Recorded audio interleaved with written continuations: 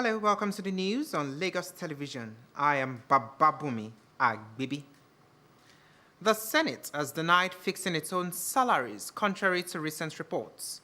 Former President Olusegun Obasanjo had recently accused federal lawmakers of acting unconstitutionally by deciding their own emoluments at the country's expense. Chairman, Senate Committee on Media and Public Affairs, Adeyemi Adaramodu, in a statement, said the National Assembly does not fix salaries of its members. Adaramodu added that the Nigerian Senate is petrified by the startling story of determining its own salaries and receiving a special fiscal package from the presidency, saying that the 10th Senate is a responsible and responsive chamber, hence will not do anything that can harm the economy and growth of Nigeria. He said the Senate receives only what the relevant agency of government constitutionally allocates to it and would never solicit for extra pecs from the other arms of government. Some top officials of the National Art Commission of Nigeria have been arrested by the Independent Corrupt Practices and Other Related Offences Commission over alleged mismanagement or diversion of the 90 billion naira released by the federal government to subsidize the 2024 Hajj pilgrimage to Saudi Arabia. The officials were arrested in their offices and taken to the Anti-Graft Agency's office following their failure to honor earlier invitations extended to them by the ICPC. The officials were reportedly interrogated for hours on the 90 billion naira subsidy for pilgrims upon their arrival at the Anti-Graft Agency's office. The spokesperson for the Anti-Graft Agency, Demola Bakari, confirms that the officials were brought to the ICPC's office. He added that they had since been released after meeting their bail conditions. He, however, denied that the ICPC shut down NARCON office.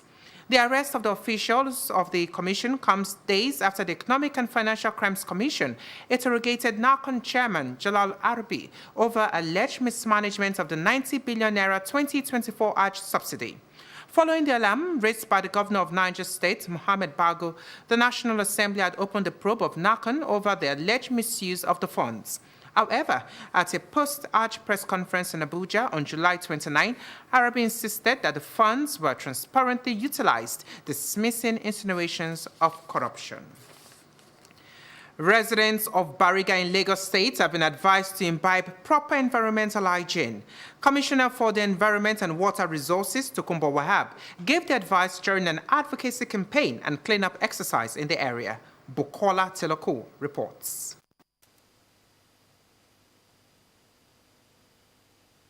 It is a turn of Bariga LCDA as the community-based environmental sanitation awareness team visited the area to clean up and sensitize residents on the importance of prioritizing environmental cleanliness in their daily lives.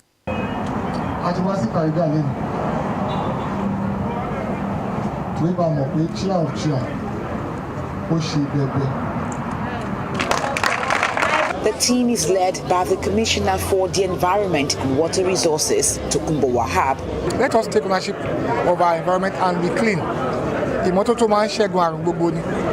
From when you wake up, take care of your environment, take care of everything around you. And then the cause and effects will be positive on our health infrastructure if the environment is well taken care of. And that's the message for Lagosians. Addressing the state government officials, the chairman of the LCDA, Kolade Alabi, assures them that residents of Bariga will support the Babajide Sanwo-Olu administration's drive to ensure a clean environment. There's going to be a whole lot of take home from the people by the time we address them and tell them do this and don't do that. And of course, on the part of the council, we will definitely key into the gauntlet that they have thrown and ensure that we also cascade this sensitization and advocacy down to the local council. Who will do that as a local government? The advocacy team is expected to tour all the nooks and crannies in Lagos to ensure the initiative is embraced by every Lagos resident. Bukola Teloko, LTV News. Member representing Ikorodu Federal Constituency in the National Assembly, Babajimi Benson, is calling for more support and patience for the federal government to actualize the new economic policies and plans. Speaking at a consultative forum with constituents of the division, the lawmaker assures of effective and quality representation. Ikorodu Bureau Chief Adeshegun Igop reports. The duty to support and facilitate rights of Nigerians fall on representatives in the National Assembly, hence the Consultative Forum for Constituents of Ikorodu Division.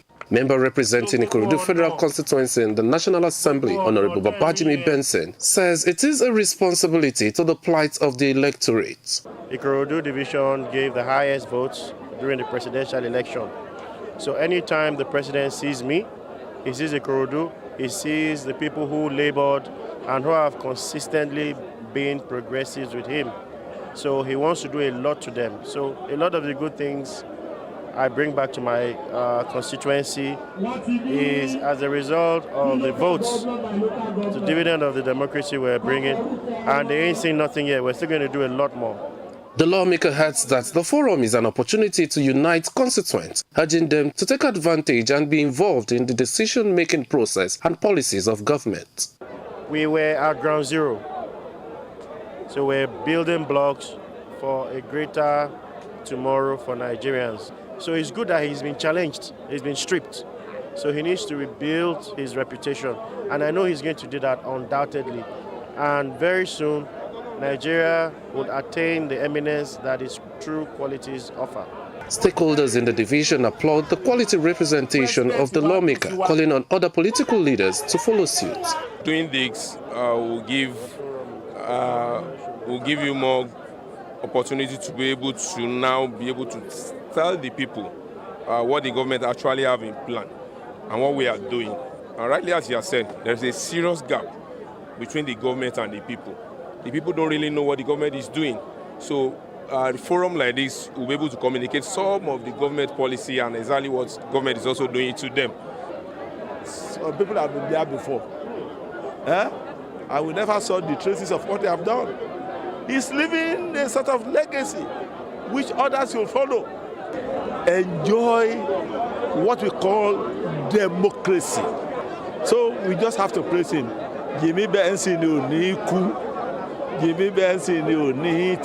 This quarterly forum and engagement with constituents in Ikorodu Division is to build enduring coalition and secure continued trust in their representative. Adeshegun Igop, LTV News. Organizers of the Adewale Issa Foundation Junior Championship have commended the Nigeria Tennis Federation for the collaborative support as the 2024 edition holds this week. The annual national championship, designed to enhance junior tennis, will see winners being awarded training scholarships to the United States of America. We have details in this report. The 5th edition of Adewale Issa Foundation Junior Championship will commence on Tuesday, August 13, with over 200 players from 18 states competing at the age grade tournament.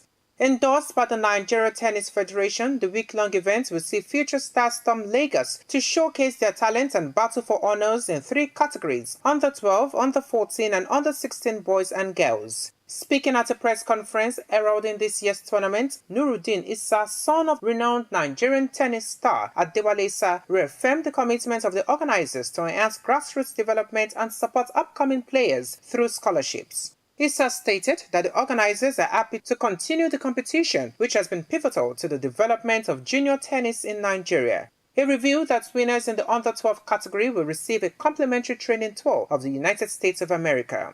Joe Michael, who won the under 12 category last year, benefited from a similar opportunity, training for 3 months in the US under top coaches and top-notch facilities.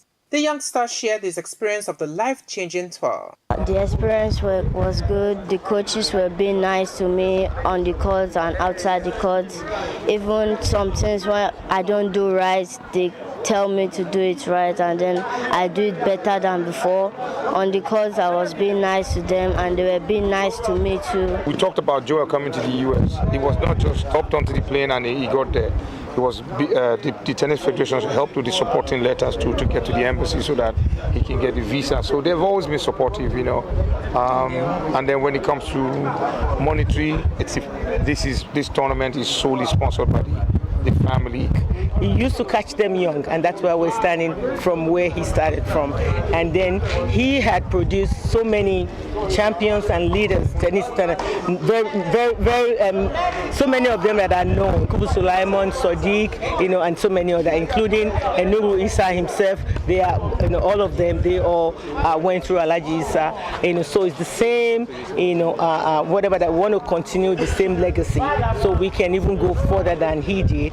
The number of champions unearthed through the tournament have gone ahead to break even on the national and international stage. Issa expressed that the competition will empower the winners through free training tour in the United States.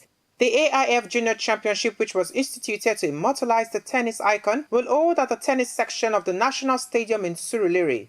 The finals and closing ceremony is scheduled for Saturday, August 17.